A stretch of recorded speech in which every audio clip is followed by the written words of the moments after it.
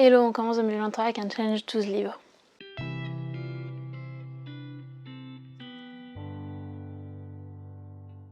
Si vous ne connaissez pas, ce n'est pas du tout un challenge original en fait, parce que c'est un challenge que j'ai vu passer sur beaucoup de chaînes. Si je devais en citer celle qui me revient à l'esprit tout de suite, c'est celle de Kimi Collection qu'elle avait fait l'année dernière. Il me semble pas qu'elle en ait fait cette année, mais en tout cas vous pouvez en retrouver un peu partout sur Booktube. Et j'avais envie de me lancer parce que j'aime bien les challenges et que du coup j'ai demandé à mon copain de me choisir 12 livres dans toute ma pile à lire, que ce soit BD, manga, roman, vraiment n'importe quel livre. Et donc le but est de les lire tous sur l'année 2023, donc il y a 12 livres, un par mois. Pour autant je peux les enchaîner en un mois, je peux pas, mais sur le principe je pourrais les enchaîner en un mois. C'est juste histoire de se dire qu'on a une petite pile à lire présélectionnée pour 2023.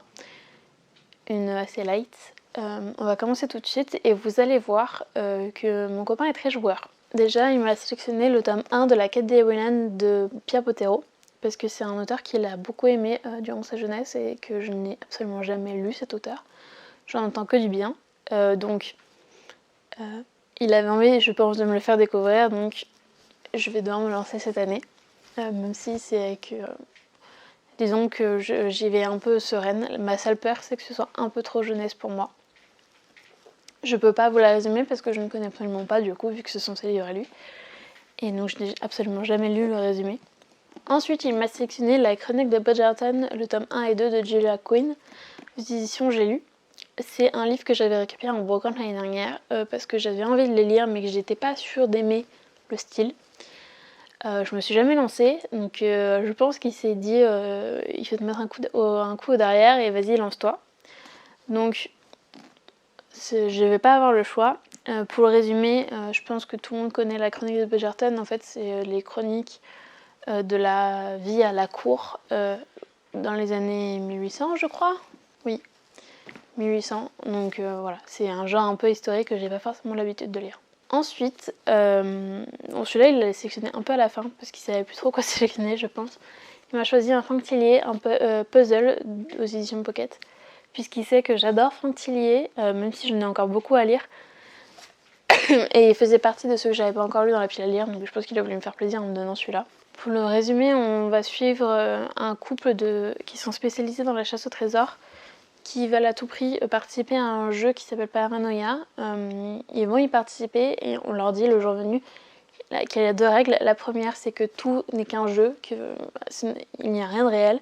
Et la deuxième, que l'un d'entre eux va mourir. Donc logiquement dans le jeu.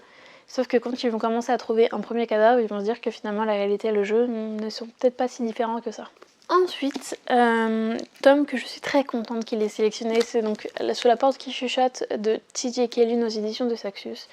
Je vous avais dit que je l'avais acheté parce que j'avais adoré la maison au milieu de la mer céruléenne et que du coup j'avais envie de découvrir ce qu'avait fait l'auteur. Je sais que c'est pas son seul livre, il me semble qu'il y en a d'autres.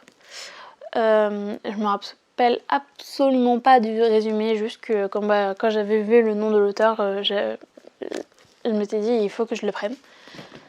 Donc je suis très très contente de le sortir à la pile à lire. Je pense que même s'il l'avait pas sélectionné, je l'aurais sorti de toute façon. Ensuite, 5e livre qu'il m'a mis dans la pile à lire, c'est donc un beau pavé. C'est le tome 1 de Idéaliste de Christopher Paolini aux éditions Bayard. Pour la petite histoire, en fait, dans la bibliothèque, là derrière, vous avez les Catanes d'Aragon qu'il avait ramené de chez lui. Donc il a lu lui quand il était petit. Moi je les ai aussi lus et donc c'est une saga qu'on adore tous les deux en livre. Si on entend du bruit, j'ai mon chien qui joue à côté. Et donc quand Christopher Paolini a sorti sa nouvelle saga Idéalis, on s'était dit on était obligé d'acheter le tome 1, sauf qu'aucun de nous deux n'a eu le temps de le lire. Donc je pense qu'il s'est un peu dit allez vas-y. Surtout qu'il avait prévu de me faire lire la saga Eragon et que quand je lui ai dit que je l'avais déjà lu, il s'est dit bon bah c'est pas grave, on va te faire lire Idéalis. Donc l'un dans l'autre, ça me va aussi. Ensuite on continue avec un petit livre, ça va.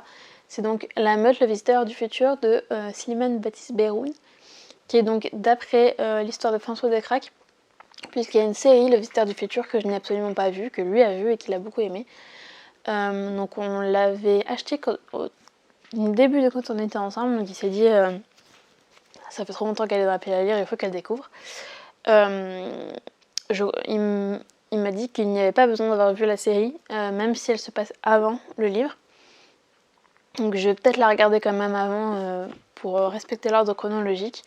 En tout cas, je sais qu'il y a aussi un film que je n'ai pas vu non plus. Enfin, il y a plein de formats différents sur cette série-là, donc il y en a beaucoup à découvrir. Donc ce sera pour 2023.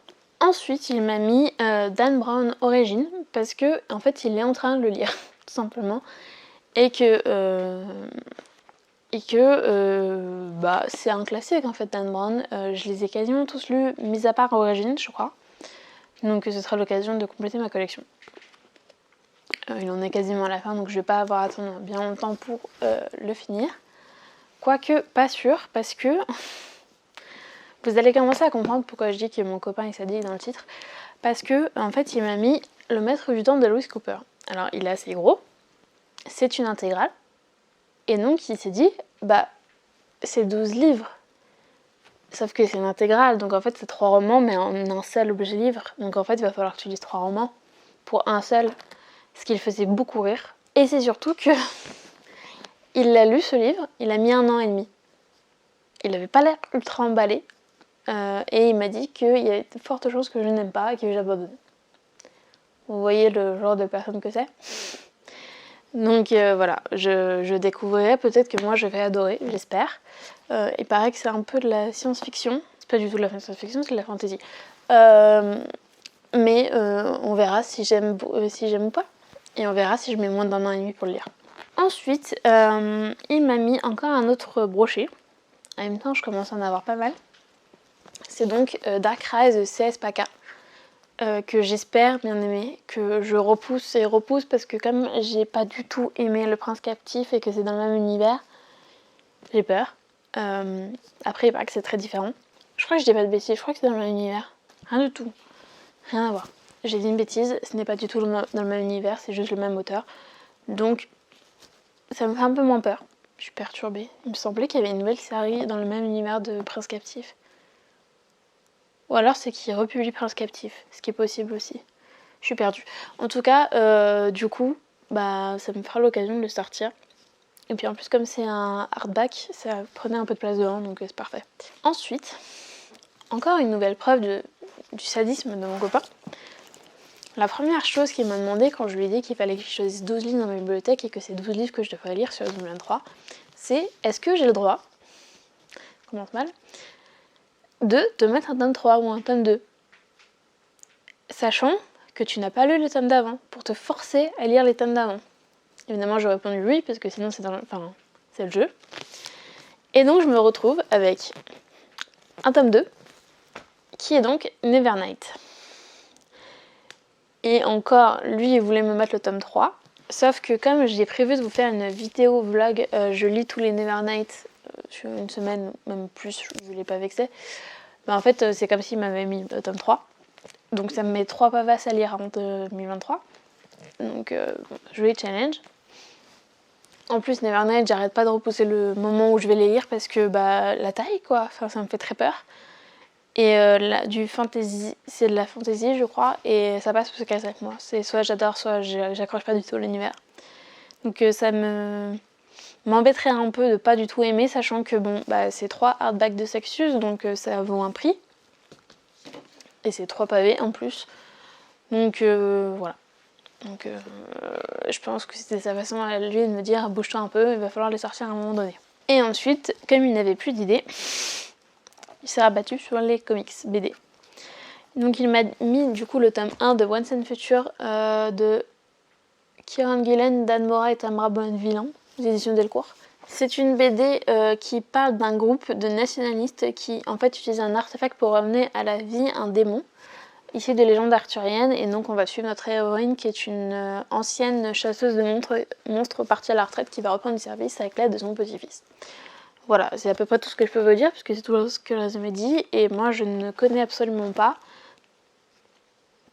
C'est un triptyque, et du coup, un triptyque, pardon, et on a les 3.